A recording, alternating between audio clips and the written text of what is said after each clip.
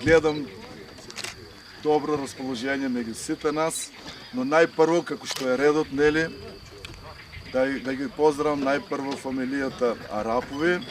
Тука е најважен младиот, член Ване Арапов, кој ќе го отвори турнирот. Го поздравувам председателот на Стрелчката федерација Јордан Тасевски, сите стрелци, сите гости.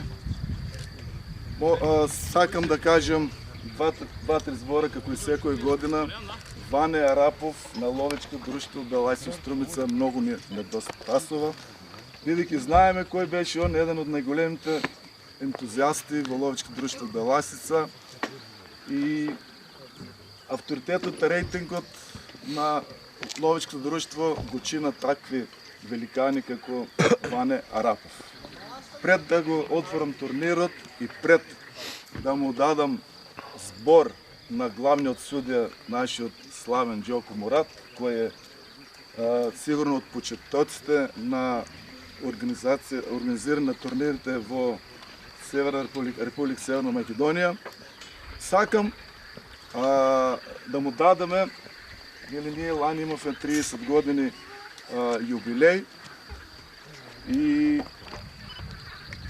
нашиот драг Коста Поцков му се извинивме тогаш, бидејќи беше заборавена неговата плакета. Коста Поцков е почетокот на стрелството на глинни плочки во Македонија. Значи, не само што е најзаслужен, тој, значи, без него не знам и дали до ден денеска ќе постоја овие превари на летечки метод. Па затоа го поканува да му ја врачиме повеќе од заслужената плакета за јубилеј 30 години Ване Арапов.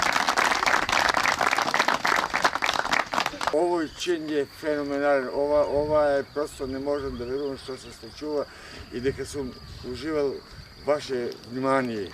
Многу ви фала, многу вие сте сите заслужни и за успехите кои ги постигаме и за развој на овој спорт. А Струмица и господин Даскаловци се носителите на сите активности, на сите добри ствари на спортот, на културата у спортот, на развојот на спортот. Многу сум благодарен за развој на овој спорт, не само у Струмица и Радовиш, него у Македонија. Внесеа се новини, внесе се многу култура, внесе се многу знаење и авторитет у нашиот спорт. Значи, одвои се јасната разлика измеѓу ловството и стрелаштвото на летешки мети, кои се многу блиски едни до други и кои се надополнуваат. На вас ви многу фала на вниманието. Просто сум изненаден, не можам да кажа толку колку што ве сакам и што вие ми почитувате. Го повекуваме младиот Ване Арапов да го отвори турнирот. Во чест на неговиот дел.